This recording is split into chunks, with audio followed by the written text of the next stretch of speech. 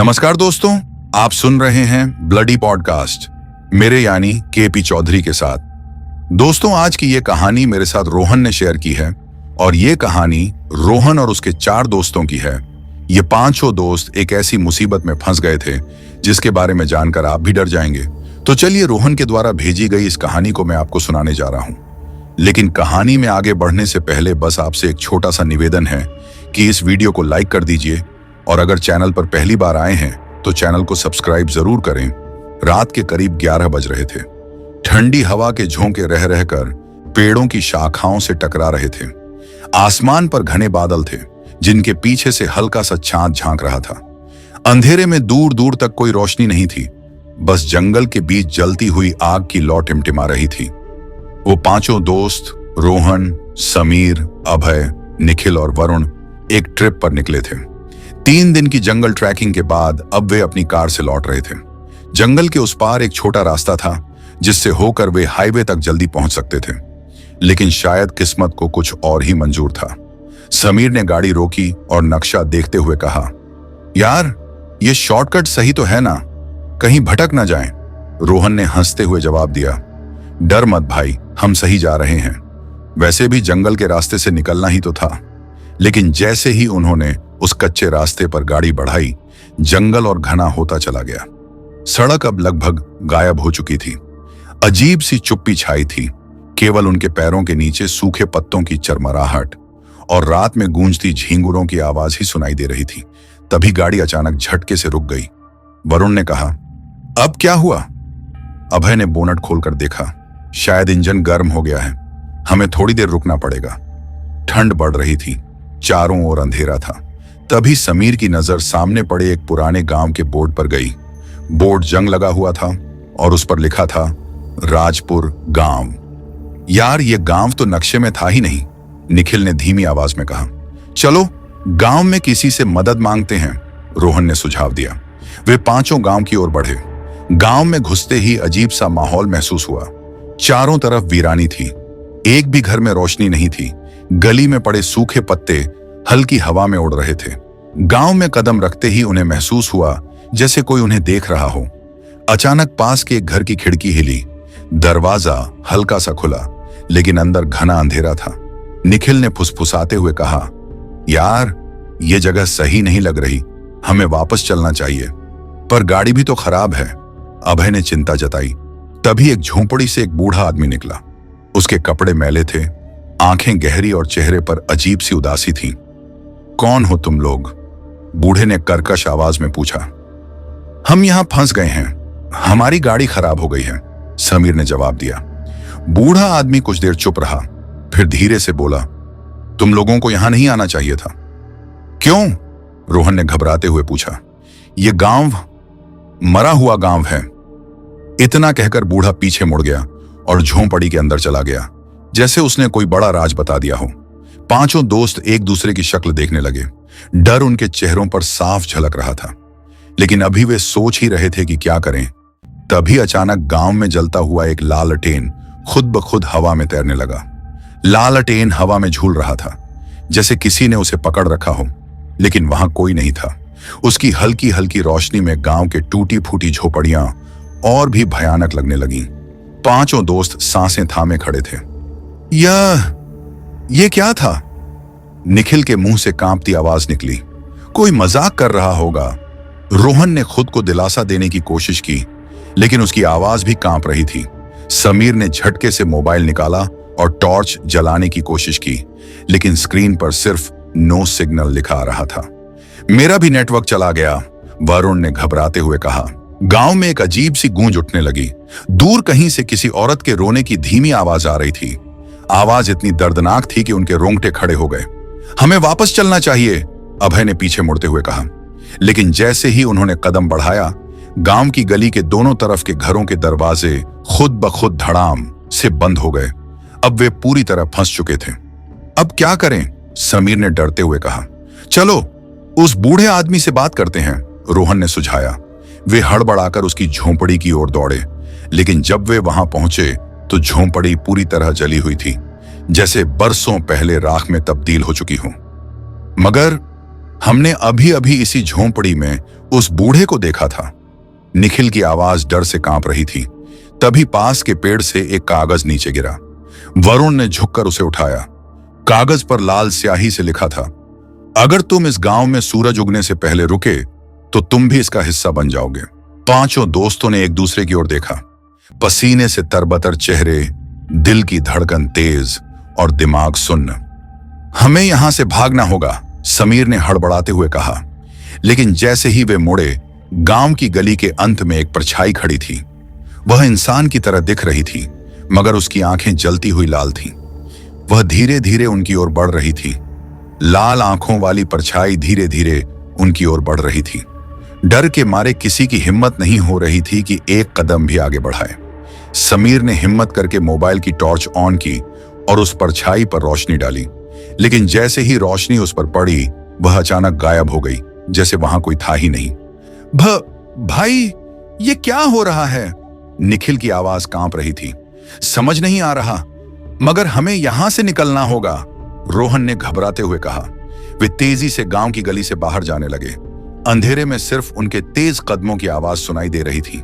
लेकिन तभी उन्हें एक अजीब सी आवाज सुनाई दी। मैं ये कैसी आवाज है? वरुण ने धीरे से फुसफुसाते हुए कहा। अभय ने चारों तरफ देखा, लेकिन कोई नजर नहीं आया। फिर अचानक सामने की झाड़ियों के बीच से एक काला बकरा निकला। वह धीरे धीरे उनकी ओर बढ़ रहा था। उसकी आंखें अजीब तरह से चमक रही थीं और वह बार बार वही अजीब आवाज निकाल रहा था। मैं सिर्फ एक बकरा है, घबराने की जरूरत नहीं, रोहन ने खुद को समझाने की कोशिश की। लेकिन निखिल ने धीरे से कहा, मुझे ये ठीक नहीं लग रहा, इसकी आंखें देखो। पांचों दोस्त ध्यान से उस बकरे को देखने लगे। उसकी आंखें पूरी तरह सफेद थीं, बिना पुतलियों के, और उसके मुंह से झाग निकल रहा था, जैसे वह पागल हो गया हो। भाई, ये कोई आम जानवर नहीं है, वरुण ने धीरे से कहा। बकरा अब उनके बिल्कुल पास आ चुका था। समीर ने डरते हुए एक पत्थर उठाया और बकरे की ओर फेंका। पत्थर बकरे से टकराया, लेकिन बकरा गायब हो गया। क्या ये कैसे हो सकता है? अभय ने कांपते हुए कहा। भागो यहां से, रोहन चिल्लाया। वे तेजी से गांव के बाहर जाने लगे, लेकिन अब उन्हें लग रहा था कि कोई उनके ठीक पीछे चल रहा है। फिर अचानक पीछे से वही आवाज आई, मैं। पांचों दोस्तों ने मुड़कर देखा, और जो उन्होंने देखा उसने उनकी रूह कंपा दी। वही बकरा अब हवा में तैर रहा था। उसकी टांगें जमीन से ऊपर उठ चुकी थीं और उसका मुंह धीरे धीरे इंसानी शक्ल में बदल रहा था। उसका शरीर लंबा होने लगा और कुछ ही सेकंड में वह एक खौफनाक साया बन चुका था, एक शैतान। उसका मुंह फाड़कर एक डरावनी हंसी गूंजने लगी। अब तुम लोग कभी इस गांव से नहीं जा पाओगे। वह साया अपनी जगह से हिला नहीं, लेकिन पांचों दोस्तों को ऐसा महसूस हो रहा था जैसे उनके पैर जमीन में धंसते जा रहे हों। हवा अचानक बहुत भारी हो गई थी। सांस लेना मुश्किल लग रहा था। भागो, रोहन ने चिल्लाते हुए कहा, और वे पांचों जिस दिशा में रास्ता दिखा उधर दौड़ पड़े। अंधेरी गलियां, टूटी फूटी झोपड़ियां, सूखी हुई बांस की बाड़ें, हर चीज डरावनी लग रही थी। वे भागते जा रहे थे, लेकिन उन्हें लगने लगा कि वे वहीं के वहीं चक्कर काट रहे हैं। रुको, हमें गलत दिशा में दौड़ रहे हैं, निखिल ने हांफते हुए कहा। पांचों दोस्त रुक गए। चारों तरफ देखा तो वे फिर उसी जगह खड़े थे जहां से उन्होंने भागना शुरू किया था। वही टूटी झोंपड़ी, वही जला हुआ कूड़ा और वही लालटेन जो अब भी हवा में झूल रही थी। ये कैसे हो सकता है? वरुण की आवाज डर से कांप रही थी। हम फंस गए हैं। समीर के चेहरे पर पसीने की धार बह रही थी। नहीं, हमें बस सही रास्ता ढूंढना होगा। अभय ने अपने दिमाग को शांत रखने की कोशिश की। वे फिर से आगे बढ़े, लेकिन कुछ कदम चलने के बाद ही वे एक उसी जगह पहुंच गए। नहीं, हम बार बार घूमकर इसी जगह आ रहे हैं, रोहन ने जोर से चिल्लाया। गांव की गलियां अब और भी अजीब लगने लगी थीं। जैसे जैसे वे आगे बढ़ते, गांव का नक्शा बदलता जा रहा था। जहां कुछ देर पहले एक सूखी सड़क थी, अब वहां एक गहरी खाई थी। जहां पहले एक टूटी झोंपड़ी थी, अब वहां एक कुआं था जिसके अंदर से किसी के बड़बड़ाने की आवाज आ रही थी। यह गांव जिंदा है, निखिल ने कांपते हुए कहा। तभी उन्हें पीछे से फिर वही आवाज सुनाई दी। मैं। सबने मुड़कर देखा। वही बकरा अब वह गांव की हर गली में खड़ा था, कभी दाईं ओर, कभी बाईं ओर, कभी किसी छत पर और कभी किसी दरवाजे के पीछे से झांकता हुआ। यह कोई जानवर नहीं है, यह हमें फंसाकर मारना चाहता है, समीर ने कांपती आवाज में कहा। अब पांचों दोस्तों को एहसास हो चुका था कि वे इस गांव में बुरी तरह फंस चुके हैं। रात की काली चादर ने गांव को अपनी आगोश में ले लिया था। हवा में अजीब सी घुटन थी, जैसे कोई नजरें गड़ाए देख रहा हो। पांचों दोस्त अब समझ चुके थे कि यह गांव कोई आम जगह नहीं है। यहां कुछ बहुत बुरा, बहुत खौफनाक था। मैं वही बकरा जो कुछ देर पहले हवा में तैरते हुए एक काले साए में बदल गया था, अब फिर से एक जानवर की शक्ल में उनके ठीक सामने खड़ा था। उसकी सफेद बिना पुतलियों वाली आंखें अंधेरे में चमक रही थीं। ये बकरा हमें कहीं जाने नहीं देगा। समीर की आवाज घबराई हुई थी। हमें इसे इग्नोर करना होगा, हम किसी भी हालत में इस गांव से निकलेंगे। रोहन ने हिम्मत जुटाई। वे तेजी से एक संकरी गली में भागने लगे। उनकी सांसें तेज हो रही थीं। हर गली, हर मोड़ एक जैसा लगने लगा था। गांव का नक्शा पूरी तरह बदल चुका था। यह क्या हो रहा है? हम बार बार एक ही जगह पर आ रहे हैं, वरुण ने पसीने से तरबतर होते हुए कहा। कोई हमें भटका रहा है, ये गांव जिंदा है, निखिल ने धीमे स्वर में कहा, मानो कोई सुन रहा हो। मैं आवाज अब और भी करीब से आई। वे सभी पलटे तो देखा, बकरा ठीक उनके पीछे खड़ा था। यह पीछा कर रहा है, समीर ने कांपती आवाज में कहा। यह कोई जानवर नहीं है, यह कुछ और ही है, अभय ने फुसफुसाते हुए कहा। तभी हवा अचानक तेज चलने लगी। गली के दोनों तरफ के दरवाजे खुद ब खुद धड़ाम धड़ाम बंद होने लगे। पांचों दोस्तों को महसूस हुआ कि वे अब किसी अदृश्य ताकत के जाल में फंस चुके हैं। हमें कहीं छिपना होगा, रोहन ने इशारा किया। वहां एक टूटी फूटी झोपड़ी थी, जिसके दरवाजे पर सूखे खून के निशान थे, लेकिन फिलहाल उनके पास कोई और चारा नहीं था। वे झोपड़ी के अंदर घुस गए। अंदर अंधेरा था, चारों तरफ धूल और जाले लगे थे। एक कोने में पुरानी लकड़ियों का ढेर पड़ा था, जिन पर अजीब सी लकीरें खींची हुई थीं। ये क्या है? समीर ने उन लकीरों को छूने की कोशिश की, लेकिन तभी मत छूना, एक कर्कश डरावनी आवाज गूंजी। सभी दोस्त पीछे हट गए। उनके दिलों की धड़कन तेज हो गई। कौन था? निखिल ने हकलाते हुए पूछा। कोई जवाब नहीं आया, लेकिन तभी लकड़ियों के ढेर के बीच से कुछ हिलने लगा। भाई, यहां से भाग चलो, वरुण ने डर के मारे रोते हुए कहा। लेकिन इससे पहले कि वे बाहर भाग पाते, झोपड़ी का दरवाजा अपने आप बंद हो गया। अब वे अंदर बंद थे। तभी एक परछाई झोपड़ी के कोने से बाहर आई। तुम्हें यहां नहीं आना चाहिए था। आवाज बेहद ठंडी और डरावनी थी। समीर ने अपने मोबाइल की टॉर्च ऑन की और उस परछाई पर रोशनी डाली। जैसे ही रोशनी पड़ी, उनकी आंखें फटी की फटी रह गईं। वह एक इंसान की लाश थी, लेकिन वह जिंदा थी। उसके चेहरे पर मांस जगह जगह से गायब था, आंखों से खून टपक रहा था और उसके होंठों पर एक अजीब सी मुस्कान थी। तुम लोग यहां से कभी नहीं जा पाओगे, वह परछाई बुदबुदाई। पांचों दोस्त अब पूरी तरह डर के साए में थे। अब क्या करेंगे? रोहन ने कांपती आवाज में पूछा। हमें यहां से निकलना होगा, अभय ने जोर से कहा। मगर कैसे? निखिल ने रोते हुए कहा। तभी झोपड़ी के दरवाजे पर तेज तेज दस्तक होने लगी। मैं बकरा, वरुण की आवाज फूट पड़ी। बाहर वही बकरा खड़ा था, लेकिन अब उसकी गर्दन इंसानों जैसी लंबी हो गई थी और उसकी आंखें चमक रही थीं। ये हमें मार डालेगा, समीर चीख पड़ा। तभी झोपड़ी की छत से कुछ गिरा, एक इंसानी हाथ। अब भागने का कोई रास्ता नहीं बचा। वही परछाई अब उनके बिल्कुल सामने थी। झोपड़ी की दीवारों से ठंडी हवा बह रही थी, जैसे कोई धीरे धीरे फुसफुसा रहा हो। पांचों दोस्त दीवार से सटे खड़े थे। उनके दिल जोर जोर से धड़क रहे थे। मैं बाहर वही बकरा खड़ा था, मगर अब उसका शरीर पहले से ज्यादा अजीब हो गया था। उसकी गर्दन और लंबी हो गई थी, उसकी आंखें सफेद होकर अंदर धंस गई थीं और उसके मुंह से काला झाग टपक रहा था। ये क्या है? समीर की सांसें तेज हो गईं। ये कोई जानवर नहीं है, ये कुछ और ही है, अभय ने कांपती आवाज में कहा। अचानक झोपड़ी का दरवाजा जोर से हिलने लगा। ऐसा लग रहा था जैसे बाहर कोई उसे तोड़ने की कोशिश कर रहा हो। दरवाजा पकड़ो, रोहन ने चिल्लाया।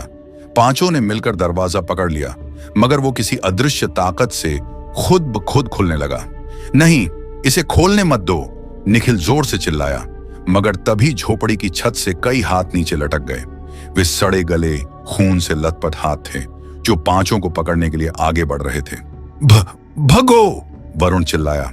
सबने दरवाजे की तरफ दौड़ लगाई, मगर जैसे ही उन्होंने दरवाजा खोला, बाहर का नजारा देखकर उनकी रूह कांप गई। गांव की गली अब वैसी नहीं थी। वहां अब सिर्फ अंधेरा और लाल धुंध थी। झोपड़ी के ठीक सामने वही बकरा खड़ा था, मगर अब उसकी आंखों में गहरी दरारें थीं और उसके शरीर से अजीब सी चमकदार लकीरें निकल रही थीं। तुम लोग अब कभी नहीं बच सकते। आवाज बकरे की नहीं थी, ये किसी भयानक शैतान की थी। बकरा अचानक हिलने लगा और उसके शरीर से एक लंबी भयानक परछाई निकलने लगी। ये कोई आत्मा है, समीर चिल्लाया। उस परछाई ने धीरे धीरे इंसानी रूप लेना शुरू कर दिया। उसकी लंबाई 7-8 फीट से भी ज्यादा थी। उसका चेहरा धुंधला था, मगर आंखें जलते अंगारों जैसी लाल थीं। भागो! निखिल ने जोर से चिल्लाया। पांचों दोस्त जितना तेज दौड़ सकते थे उतना तेज दौड़ने लगे। वे गांव की संकरी गलियों में भागते जा रहे थे, मगर हर गली के आखिर में फिर वही झोपड़ी खड़ी मिलती। हम बार बार यहीं क्यों आ रहे हैं? अभय की आवाज कांप रही थी। ये गांव हमें फंसा चुका है। रोहन के चेहरे से पसीना बह रहा था। गांव में अब हर दरवाजे के पीछे से लाल चमकती आंखें दिखने लगी थीं। कुछ परछाइयां गलियों में झांक रही थीं और कुछ अजीब सी बुदबुदाती आवाजें आ रही थीं। ये सब क्या है? वरुण हांफते हुए बोला। ये गांव भूतिया नहीं है, ये खुद एक जीवित आत्मा है, समीर ने कहा। तभी हवा में फिर वही मैं की आवाज गूंजने लगी। पांचों दोस्त एक सुनसान चौराहे पर आ पहुंचे। चारों तरफ धुआं सा भरा था और ठीक सामने एक पुराना कुआं था। कुएं से किसी के कराहने और रोने की आवाजें आ रही थीं। यहां से हटो, ये कुआं भी भूतिया है, निखिल ने डरते हुए कहा। मगर तभी कुएं के अंदर से एक हड्डियों से भरा हाथ बाहर आया। पांचों दोस्त पीछे हटे, मगर उनके पीछे कोई और था। उन्होंने धीरे धीरे गर्दन घुमाई। वहां एक बूढ़ी औरत खड़ी थी, मगर उसका चेहरा पूरा सड़ा गला और विकृत था। तुम लोग यहां क्यों आए? बूढ़ी औरत की आवाज अंदर तक कांप आने वाली थी। हाँ, हम बस रास्ता भटक गए थे, अभय ने कांपती आवाज में कहा। यह गांव तुम्हें कभी छोड़ने नहीं देगा। क्यों? रोहन ने डरते हुए पूछा। बूढ़ी औरत मुस्कुराई, मगर उसकी मुस्कान इतनी भयानक थी कि पांचों की रूह तक कांप गई। क्योंकि तुम लोगों को किसी ने बुलाया था। इतना कहते ही बूढ़ी औरत की आंखें सफेद हो गईं और उसने जोर से एक भयानक चीख मारी। पूरा गांव गूंज उठा। हवा तेज चलने लगी। गलियों में खड़े पेड़ हिलने लगे। बकरा फिर से उनके सामने प्रकट हो गया, मगर इस बार उसके सींगों से काला धुआं निकल रहा था। अब तुम सबकी बारी है। बकरा धीरे धीरे इंसान का रूप लेने लगा। अब वह कोई जानवर नहीं था, वह शैतान था। हवा में सड़ांध घुल चुकी थी। बकरा धीरे धीरे इंसान के रूप में बदल चुका था। उसका चेहरा अधजला था, आंखें गहरी गड्ढों में ढंसी हुई थीं और उसका मुंह इतना बड़ा था कि ऐसा लग रहा था जैसे वह किसी को सजीव ही निगल सकता हो। अब तुम में से कोई एक जिंदा नहीं बचेगा। उसकी आवाज किसी गहरी गुफा में गूंजती गूंज की तरह थी। समीर सबसे आगे खड़ा था। उसका पूरा शरीर पसीने से भीग चुका था। हमें यहां से निकलना होगा। रोहन ने समीर का हाथ पकड़कर उसे खींचने की कोशिश की, मगर समीर एकदम जड़ हो चुका था।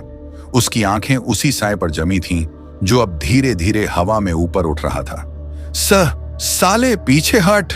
समीर ने हिम्मत करके जेब से अपनी चाकू निकाली, मगर तभी साए ने अपनी हड्डियों जैसी लंबी उंगलियां उठाईं और समीर की गर्दन कसकर पकड़ ली। समीर की आंखें फटी रह गईं। छोड़ उसे! अभय ने जोर से चिल्लाया और एक बड़ा पत्थर उठाकर साए पर दे मारा, मगर पत्थर उसके अंदर से पार हो गया। मदद करो! समीर जोर से चीखा, मगर उसकी आवाज धीमी होने लगी। साए की पकड़ कसती जा रही थी। नहीं, उसे छोड़ दो! निखिल और वरुण ने समीर को खींचने की कोशिश की, मगर समीर अब हवा में ऊपर उठ चुका था। उसकी आंखें अब सफेद पड़ रही थीं। उसका मुंह खुला था, मगर आवाज अब नहीं निकल रही थी। फिर छटाक! समीर की गर्दन एक झटके में घूम गई। उसकी आंखों से खून की मोटी धारें बहने लगीं। उसका शरीर धीरे धीरे ढीला पड़ गया और फिर धड़ाम! समीर का शरीर जमीन पर गिर गया। उसकी आंखें खुली थीं, मगर अब उनमें जिंदगी नहीं थी। समीर? रोहन घुटनों के बल बैठ गया। उसकी सांसें तेज हो गई थीं। नहीं। निखिल ने कांपते हुए समीर का कंधा हिलाया, मगर समीर अब इस दुनिया में नहीं था। चारों दोस्त बिल्कुल सन्न रह गए। साय ने धीरे धीरे अपना सिर झुकाया, जैसे वह मुस्कुरा रहा हो। अब तुम 4 बचे हो। साय की आवाज अब और भी ज्यादा डरावनी हो गई थी। गांव की गलियों से अचानक अजीब अजीब सरसराहट की आवाजें आने लगी। हर तरफ से परछाइयां निकलने लगी। छोटे छोटे झोंपड़ों के अंदर से सड़े गले चेहरे झांकने लगे। भागो! वरुण ने जोर से चिल्लाया। चारों दोस्तों ने समीर का शव वहीं छोड़ दिया और अंधेरी गलियों में दौड़ पड़े। पीछे से वही मैं की आवाज फिर से गूंजने लगी। गांव की गलियों का नक्शा अब बदल चुका था। हर गली पहले से ज्यादा लंबी और संकरी हो गई थी। अचानक निखिल रुक गया। अब क्या हुआ? रोहन ने हांफते हुए पूछा। निखिल ने कांपते हुए उंगली से सामने इशारा किया। सामने एक आदमी खड़ा था, मगर वह आदमी हवा में झूल रहा था। उसकी गर्दन पीछे की ओर मुड़ी हुई थी। उसकी आंखें खून से लाल थीं और उसके होंठों पर एक भयानक मुस्कान थी। तुम लोग कहां जा रहे हो? उसकी आवाज समीर की चारों दोस्त सांसें थामे खड़े थे। उनके सामने हवा में झूलता हुआ वह आदमी अब भी मुस्कुरा रहा था। तुम लोग कहां जा रहे हो? उसकी आवाज समीर जैसी थी। रोहन का दिल एकदम तेजी से धड़कने लगा। उसने धीरे से वरुण के कान में कहा, यह समीर नहीं हो सकता। समीर मर चुका है। निखिल के माथे से पसीना टपकने लगा। हम यहां से जाना चाहते हैं, उसने डरते हुए कहा। उस आदमी की मुस्कान और चौड़ी हो गई। यहां से कोई नहीं जाता। छपाक! अचानक उसके पैर जमीन पर गिर गए और वह हवा में झूलने की बजाय अब एकदम सीधा खड़ा था। चारों दोस्तों के पैरों तले से जमीन खिसक गई। भागो! रोहन ने जोर से चिल्लाया। चारों दौड़ पड़े। अंधेरी गली में भागते हुए उनके पीछे से तेज हंसी की आवाजें आने लगीं। हाँ, किधर जाएं? निखिल ने घबराते हुए पूछा। अभय ने इधर उधर देखा। गांव की गलियां अब पहले से भी ज्यादा अजीब लगने लगी थीं। झोंपड़े टेढ़े मेढ़े हो चुके थे। कुछ दरवाजे खुद ब खुद खुलने बंद होने लगे और सबसे डरावनी बात, हर झोंपड़े के अंदर से आंखें चमक रही थीं। यह जगह नर्क से भी बुरी है, वरुण ने कांपते हुए कहा। गांव से बाहर जाने का रास्ता ढूंढो, रोहन चिल्लाया। वे सब तेजी से एक संकरी गली में घुस गए, मगर जैसे ही उन्होंने कुछ दूरी तय की, गली और संकरी होने लगी और फिर आगे एक दीवार खड़ी हो गई। नहीं, यहां बंद रास्ता है, निखिल ने घबराते हुए कहा। वापस चलो। चारों ने मुड़कर पीछे देखा। रास्ता गायब हो चुका था। अब वे एक छोटे से अंधेरे कमरे में बंद थे। कमरे की दीवारें धीरे धीरे सड़ने लगीं। हम फंस गए हैं, अभय ने दीवार पर जोर से मुक्का मारा। हमें मरना नहीं है, वरुण ने घबराते हुए कहा। तभी कमरे के कोने से एक आवाज आई। तुम लोग बहुत देर से आए। चारों ने झटके से उधर देखा। कमरे के कोने में एक बूढ़ा आदमी बैठा था। उसकी आंखें बिल्कुल सफेद थीं। उसका शरीर हड्डियों का ढांचा मात्र था। कौन हो तुम? निखिल ने कांपते हुए पूछा। बूढ़े ने धीरे से सिर उठाया। तुम्हें यहां नहीं आना चाहिए था। हमें यहां से बाहर निकलना है, कोई रास्ता बताओ, रोहन ने घबराकर कहा। बूढ़े ने एक गहरी सांस ली। बहुत देर हो चुकी है, इस गांव से कभी कोई नहीं निकल पाया। चारों दोस्तों के चेहरों का रंग उड़ गया।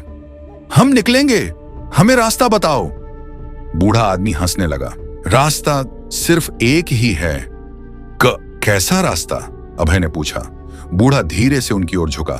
जिसने गांव को श्राप दिया था, उसका खून बहाना होगा। चारों दोस्त सन्न रह गए। क्या मतलब? निखिल ने कांपते हुए पूछा। बूढ़े की आंखें चमकने लगी। अगर इस गांव से बचकर निकलना है तो तुम्हें गांव के असली श्रापित इंसान को मारना होगा। वो कौन है? रोहन ने जल्दी से पूछा। बूढ़ा चुप हो गया। फिर उसने धीरे से अपनी हड्डियों जैसी उंगली उठाई और कमरे के एक काले दरवाजे की तरफ इशारा किया। इस दरवाजे के पीछे वह तुम्हारा इंतजार कर रहा है। चारों दोस्त अब तक पसीने से तरबतर हो चुके थे। अगर हमने उसे नहीं मारा तो? वरुण ने डरते हुए पूछा। बूढ़ा अब धीरे धीरे गायब होने लगा। तो तुम सब हमेशा के लिए इस गांव का हिस्सा बन जाओगे। और फिर बूढ़ा पूरी तरह से गायब हो गया। कमरे में अब सिर्फ चारों दोस्त और वह काला दरवाजा था। दरवाजे के पीछे से हल्की हल्की सांसों की आवाज आ रही थी। कमरे में सन्नाटा था। चारों दोस्त दरवाजे के सामने खड़े थे। दरवाजे के पीछे से आती सांसों की आवाज तेज हो रही थी। हम अंदर जाएं? निखिल ने कांपते हुए पूछा। कोई और रास्ता नहीं है? रोहन ने धीरे से कहा। अभय ने धीरे से दरवाजे की ओर हाथ बढ़ाया। खच! दरवाजा अपने आप खुल गया। अंदर अंधेरा था, मगर जैसे ही चारों दोस्त अंदर घुसे, अचानक दरवाजा जोर से बंद हो गया। नहीं! वरुण ने चिल्लाया। कमरा पहले से बड़ा लगने लगा था। अंधेरे में कुछ हल्का हल्का हिलता दिख रहा था। कौन है वहां? निखिल ने घबरा कर पूछा। तभी एक भयानक कराहट गूंजी। तुम लोग आ ही गए। आवाज किसी बूढ़ी औरत की थी। चारों दोस्त जमीन की तरफ देखने लगे। कमरे के कोने में एक बुढ़िया बैठी थी। उसके बाल उलझे हुए थे। उसकी आंखें खून जैसी लाल थीं और उसकी हड्डियां दिख रही थीं। ये कौन है? अभय ने कांपते हुए पूछा। बुढ़िया धीरे से हिली। तुम लोगों को यहीं रुकना होगा। हमें छोड़ दो, हम चले जाएंगे, रोहन चिल्लाया।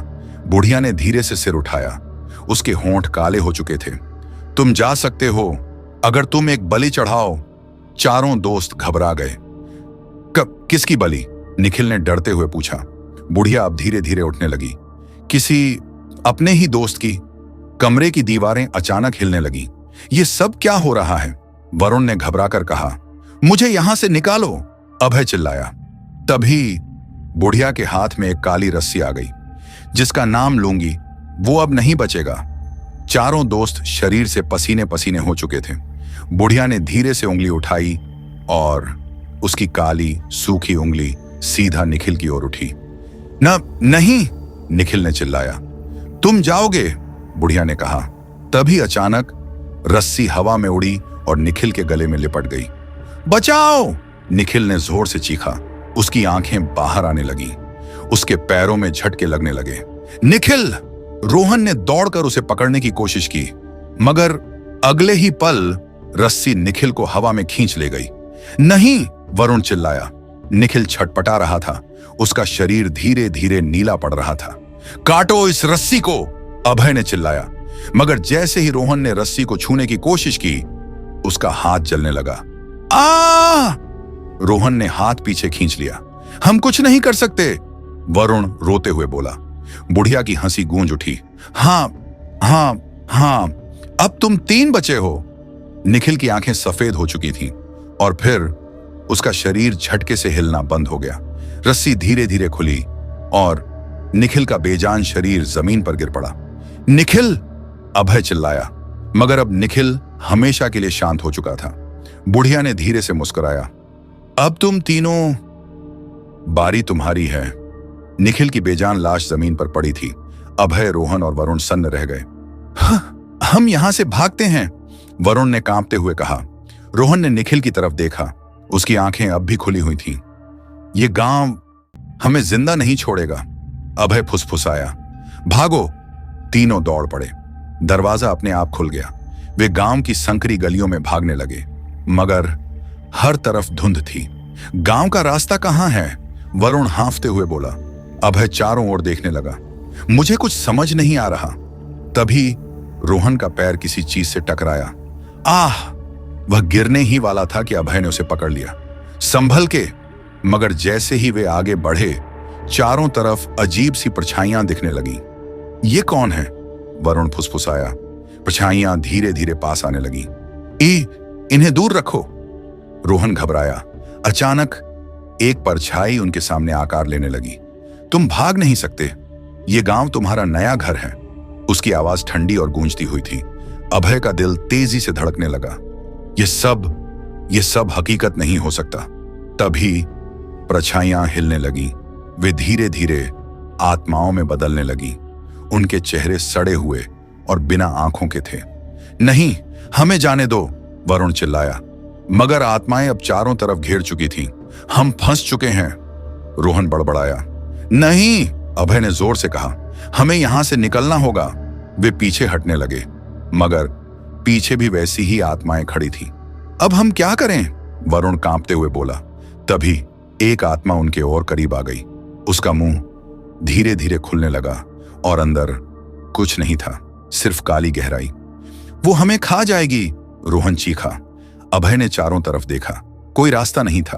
तभी एक पुरानी घंटी की आवाज गूंजी। ये क्या था? वरुण फुसफुसाया। आत्माएं एक पल के लिए रुक गईं। ये आवाज कहां से आई? अभय ने दूर देखा। गांव के बीचों बीच एक टूटा फूटा मंदिर था। शायद वहां कोई रास्ता हो।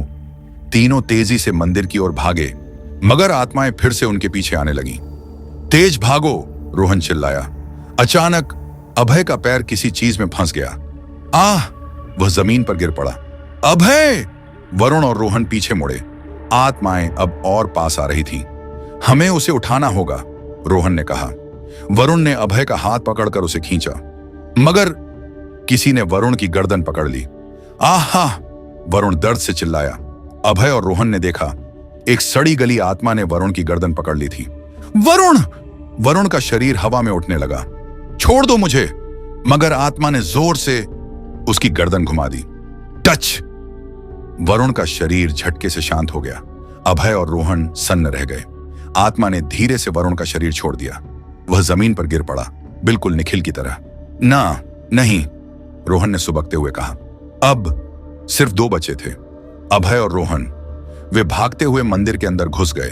अंदर एक पुरानी मूर्ति रखी थी, मगर मूर्ति के पास एक औरत खड़ी थी, वही बूढ़ी औरत जिसने निखिल को मारा था।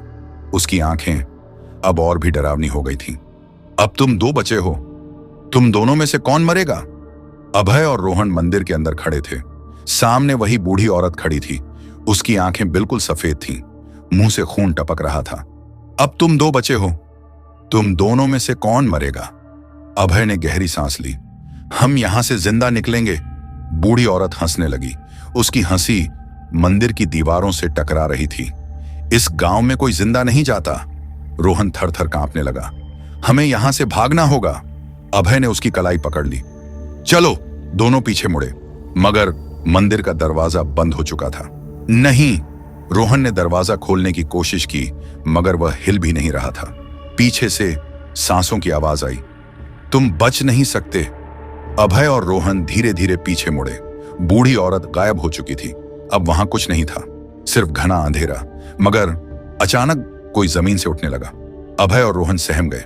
वहां वरुण और निखिल खड़े थे। उनके चेहरे बिल्कुल सफेद थे, आंखें गहरी काली, मुंह खून से लथपथ। अब अभय! रोहन बुदबुदाया। ये तो मर चुके थे।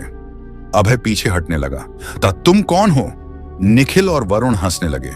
उनकी हंसी किसी जंगली जानवर की तरह थी। अब हम तुम्हारे जैसे नहीं रहे। अब हम इस गांव के हैं, और अब तुम भी हमारे जैसे बन जाओगे। रोहन चीख पड़ा। नहीं! अभय ने उसे खींचा। भागो! दोनों मंदिर के अंदर दौड़ पड़े, मगर अचानक अभय के पैर किसी चीज में उलझ गए। वह जमीन पर गिर पड़ा। अभय!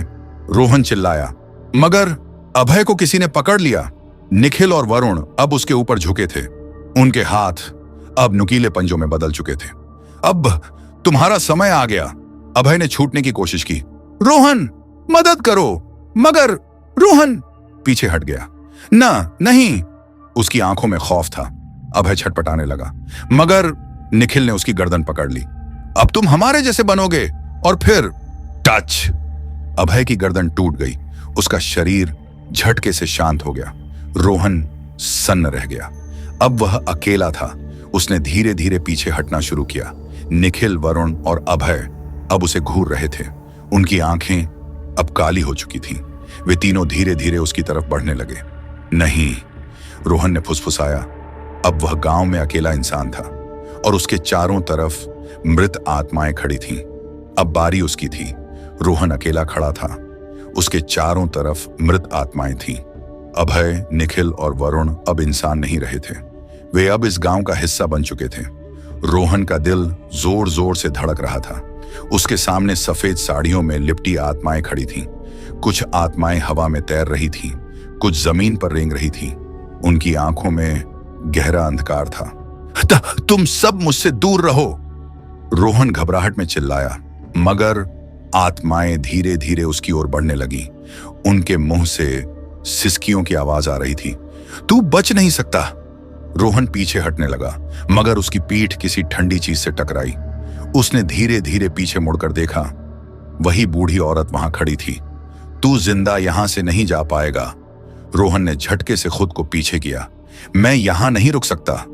वह तेजी से भागने लगा, मगर गांव की गलियां पहले से ज्यादा भटकाने लगी। हर रास्ता अंधेरे में डूबा हुआ था। चारों तरफ धुंध छाई थी और उस धुंध में अनगिनत परछाइयां दिख रही थीं। उनके चेहरे बिल्कुल फीके थे। तू यहां से नहीं जा सकता, एक डरावनी आवाज गूंजी। रोहन ने पीछे देखा। सैकड़ों आत्माएं अब उसके पीछे थीं। नहीं, वह और तेज भागा, मगर रास्ता बार बार घूम जाता। वह एक ही जगह लौटकर आ जाता। मुझे यहां से निकलना होगा। तभी उसे एक टूटा हुआ मंदिर दिखा। मंदिर के ऊपर पुराना घंटा लटका था। हो सकता है यही मेरी आखिरी उम्मीद हो। रोहन तेजी से मंदिर के अंदर घुस गया। मंदिर के अंदर अजीब सा सन्नाटा था। हवा बहुत ठंडी हो गई थी। मंदिर के बीचों बीच एक काले पत्थर की मूर्ति रखी थी।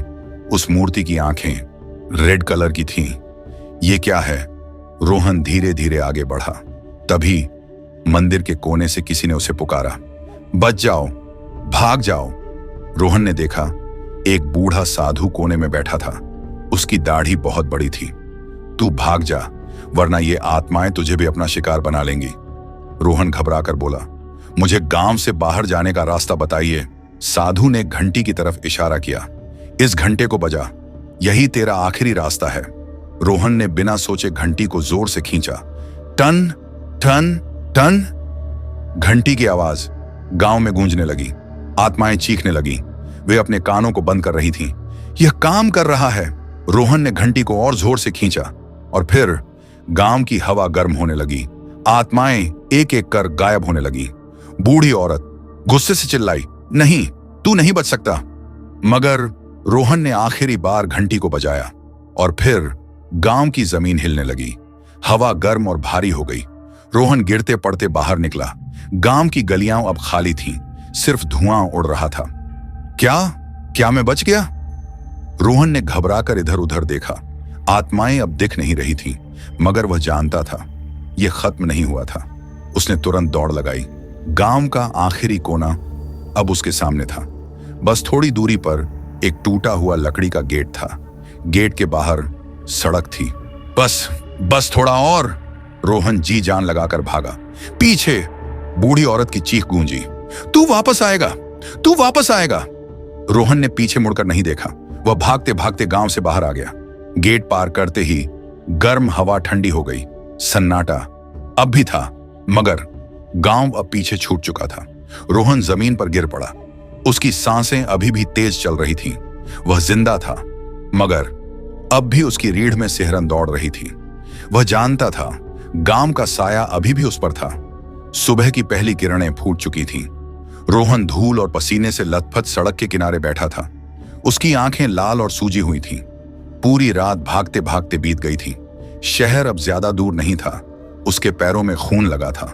सांसें अभी भी तेज चल रही थीं, मगर वह जिंदा था। मुझे पुलिस स्टेशन जाना होगा। वह लड़खड़ाते हुए उठा और शहर की तरफ चल पड़ा। सड़क के किनारे से कुछ लोग गुजर रहे थे। उन्होंने रोहन को इस हालत में देखा और हैरान रह गए। अरे भाई, क्या हुआ तुम्हें? रोहन कुछ कह नहीं पाया। उसके गले से आवाज नहीं निकल रही थी। एक ऑटो वाला रुका। कहां जाना है? पुलिस स्टेशन, रोहन किसी तरह बोला। ऑटो वाला कुछ सोचने लगा, फिर बोला, बैठ जाओ, मैं छोड़ देता हूं। रोहन ऑटो में गिरते पड़ते बैठ गया। पुलिस स्टेशन दरवाजे पर दो पुलिस वाले खड़े थे। रोहन तेजी से अंदर घुसा। थानेदार कुर्सी पर बैठा था। साहब, मदद चाहिए। थानेदार ने सिर उठाया। क्या हुआ? रोहन की आंखों में डर और आंसू थे। मेरे दोस्त, वो सब गांव में फंस गए थे। वो मर गए। कौन से गांव में? वही गांव जो जंगल के उस पार है। थानेदार का चेहरा अचानक गंभीर हो गया। सारा थाना एक पल के लिए शांत हो गया। एक सिपाही धीरे से फुसफुसाया, क्या ये फिर से उसी गांव की बात कर रहा है? थानेदार उठा। चलो, हमें अभी वहां जाना होगा। गांव की ओर जाने वाला रास्ता। रोहन और पुलिस वाले जीप में बैठे। 4 जवान राइफल लिए तैयार थे। गाड़ी कच्ची सड़क पर उछलती हुई आगे बढ़ रही थी। रोहन डर से कांप रहा था। गांव नजदीक आने लगा, मगर अब वहां कोई धुंध नहीं थी, कोई अजीब आवाजें नहीं आ रही थीं। गांव बिल्कुल शांत था। गाड़ी रुक गई। उतरो। सबने चारों ओर देखा। मिट्टी की टूटी फूटी झोपड़ियां खामोश खड़ी थीं। थानेदार ने बंदूक संभाली। तेरे दोस्तों को आखिरी बार कहां देखा था? गांव के अंदर। पुलिस वाले आगे बढ़े। रोहन उनके साथ चलने लगा। चारों तरफ सन्नाटा था, कहीं कोई इंसान नहीं दिख रहा था। तभी एक पुलिस वाले ने झोपड़ी के दरवाजे पर हाथ रखा। दरवाजा खुद ब खुद खुल गया। अंदर 4 लाशें पड़ी थीं। Oh my God! थानेदार चीख पड़ा। रोहन के पैर जमीन में जम गए। उसके दोस्त मिट्टी से सने हुए पड़े थे। उनके चेहरे नीले और सूजे हुए थे। ये कैसे हुआ? पुलिस वाले ने ध्यान से देखा। उनके शरीर पर कोई घाव नहीं था। ऐसा लगता है जैसे इनकी मौत डर के कारण हुई हो। रोहन के शरीर में झुरझुरी दौड़ गई। उसकी आंखें अचानक कोने की तरफ गईं। वहां एक साया खड़ा था, बिल्कुल सफेद। औरत की आंखें लाल थीं। उसके होंठ हिल रहे थे। तू बच नहीं पाएगा रोहन। रोहन की धड़कन रुकने लगी। वह चिल्लाया, साहब देखिए! मगर पुलिस वालों को कुछ नहीं दिखा। थानेदार ने रोहन का कंधा झकझोरा। क्या हुआ? रोहन की नजर अब भी उस कोने पर थी, मगर अब वहां कुछ नहीं था। कुछ नहीं। थानेदार ने गहरी सांस ली। हमें इन लाशों को पोस्टमार्टम के लिए ले जाना होगा। गांव से निकलने का समय आ चुका था, मगर रोहन जानता था यह मामला यहीं खत्म नहीं हुआ था। गांव से बाहर निकलने से पहले थानेदार रोहन की तरफ मुड़ा। तूने जो कुछ भी देखा वो सब यहीं भूल जा। रोहन कुछ बोल नहीं पाया, लेकिन उसके मन में सवाल थे। आखिर यह गांव इतना खौफनाक क्यों है? यहां जो कुछ भी हुआ उसका कारण क्या था? थानेदार ने सिपाहियों को इशारा किया। चलिए, लाशों को गाड़ी में डालिए। पुलिस वाले धीरे धीरे लाशों को उठाने लगे, लेकिन तभी एक सिपाही डर से पीछे हट गया। साहब, इनकी आंखें खुल गईं। सब चौंक गए। रोहन ने भी लाशों की ओर देखा। उनके सूजे हुए चेहरे और उनकी खुली हुई सफेद आंखें, जैसे वो अब भी देख रहे हों। थानेदार ने जल्दी से आंखें बंद करवाईं। बकवास मत करो, ये सिर्फ डर का वहम है। मगर रोहन जानता था ये वहम नहीं था। कुछ तो था जो अब भी गांव में जिंदा था। ये गांव पहले ऐसा नहीं था। एक बूढ़े सिपाही ने धीमे स्वर में कहा। रोहन और थानेदार ने उसकी ओर देखा। तुम्हें नहीं पता, मगर ये गांव 40 साल पहले मर चुका था। रोहन हैरान रह गया। मतलब? बूढ़ा सिपाही गहरी सांस लेता है। 40 साल पहले यह गांव एकदम सामान्य था। लोग हंसी खुशी रहते थे। मगर फिर एक रात आई और उस एक रात में पूरा गांव मर गया। रोहन का गला सूख गया। कैसे? बूढ़े सिपाही ने चारों ओर देखा, फिर धीमे स्वर में बोला। रात के वक्त गांव में जहरीली गैस फैल गई थी। किसी को पता नहीं चला कि यह गैस कहां से आई थी। लोग सोते सोते ही मर गए। किसी को जागने का मौका ही नहीं मिला। रोहन की रूह कांप गई। कोई बचा नहीं। बूढ़ा सिपाही आंखें बंद कर लेता है। सिर्फ एक आदमी बचा था। रोहन और थानेदार ने चौंक कर उसकी ओर देखा। कौन? गांव का सबसे बुजुर्ग आदमी, बाबा रघुनाथ। उस रात जब सब लोग मर रहे थे, तब बाबा गांव के बाहर एक गुफा में ध्यान कर रहे थे। जब सुबह गांव लौटे तो देखा हर तरफ लाशें ही लाशें थीं। पूरा गांव मौत की नींद सो चुका था। उन्होंने पुलिस को बताया। पुलिस आई, लाशों को जलाया गया। मगर फिर अजीब घटनाएं होने लगी। मरी हुई आत्माएं गांव में घूमने लगी। लोगों ने देखा कि रात को घरों में रोशनी जलने लगती थी। सुबह दरवाजे खुद ब खुद खुल जाते थे। गांव के चारों ओर सफेद साया घूमता था। फिर बाबा ने ऐलान कर दिया, यह गांव अब जिंदा नहीं रहा। अब यहां सिर्फ मौत बसती है। उसके बाद कोई इस गांव में नहीं आया। जो भी आया वो वापस नहीं गया। रोहन का दिल तेजी से धड़कने लगा। तो ये गांव तभी से भूतिया बन गया? बूढ़े सिपाही ने धीमे से सिर हिलाया। हां, तुम्हारे दोस्तों की मौत उसी के कारण हुई है। पुलिस गाड़ी में लाशें डाल चुकी थी। थानेदार ने एक बार पीछे मुड़कर गांव को देखा। चलो, अब हमें यहां से निकलना चाहिए। रोहन ने गहरी सांस ली, मगर जब उसने गांव की ओर देखा, उसे एक झलक मिली। दूर एक टूटी हुई झोपड़ी के दरवाजे से कोई खड़ा था। वही सफेद साया, वही लाल आंखें, और वो साया धीरे धीरे मुस्कुरा रहा था। रोहन का खून ठंडा पड़ गया। वो अब भी वहां था। गांव अभी भी जिंदा था। दोस्तों, अंत में रोहन ने यह स्टोरी हमारे साथ शेयर करते हुए कहा, यह कहानी मेरे साथ घटी है। आज भी जब मैं उस गांव के बारे में सोचता हूं, मेरे रोंगटे खड़े हो जाते हैं। वो सब मैंने अपनी आंखों से देखा है, अपने दोस्तों को मरते हुए देखा है। मैं आज भी उस गांव के अंधेरे को महसूस कर सकता हूं। उसकी खामोशी में जो चीखें दबी हुई थीं, वो आज भी मेरे कानों में गूंजती हैं। उस रात जब मैं गांव से भागा, मेरे पीछे कई साए थे, कई आत्माएं मुझे रोकना चाहती थीं। उनकी सफेद आंखें, उनकी डरावनी परछाइयां। मैं भाग रहा था, मगर ऐसा लग रहा था जैसे वो मुझे घसीट कर वापस ले जाएंगे। मैं किसी तरह गांव के बाहर पहुंचा और सुबह होते ही सीधे पुलिस स्टेशन पहुंचा। मैंने पुलिस को सब कुछ बताया, लेकिन मुझे आज भी याद है पुलिस वालों के चेहरे। वो मुझे ऐसे देख रहे थे जैसे मैं पागल हूं। शायद उन्हें लगा कि मैं डर की वजह से भ्रमित हो गया हूं। लेकिन जब पुलिस मेरे साथ उस गांव गई तो सब कुछ साफ हो गया। मेरे दोस्त वहीं थे। उनकी लाशें, उनके चेहरे सूज चुके थे। उनकी आंखें खुली हुई थीं, जैसे मरने से पहले उन्होंने कुछ देखा था, कुछ बहुत भयानक। पुलिस ने गांव की जांच की और फिर उन्होंने मुझे बताया इस गांव की सच्चाई। 40 साल पहले यह गांव मौत की नींद सो चुका था। जहरीली गैस ने सबको मार डाला था और तभी से यह गांव शापित बन चुका था। अब वहां इंसान नहीं, सिर्फ साए रहते हैं। जो भी वहां जाता है वो कभी लौट कर नहीं आता। मैं कैसे बचा, ये सवाल मैं खुद से रोज पूछता हूं। शायद मेरे भाग जाने की वजह से, शायद गांव के उन साइयों ने मुझे छोड़ दिया हो, या शायद वो अब भी मेरे पीछे हों। अब मेरी जिंदगी बदल चुकी है। उस रात के बाद मैं कभी भी अकेले नहीं सो सका। आज भी जब मैं अंधेरे में होता हूं, मुझे लगता है कि कोई मेरे पीछे खड़ा है। कभी कभी मैं अपने कमरे में किसी की सांसें महसूस करता हूं, कभी कभी मुझे दरवाजे के पीछे कोई दिखता है। लेकिन जब मैं पलट कर देखता हूं, वहां कुछ नहीं होता। क्या वो गांव मुझे अब भी बुला रहा है? क्या मेरी जिंदगी बच गई, या फिर मैं अब भी उसी गांव का हिस्सा हूं?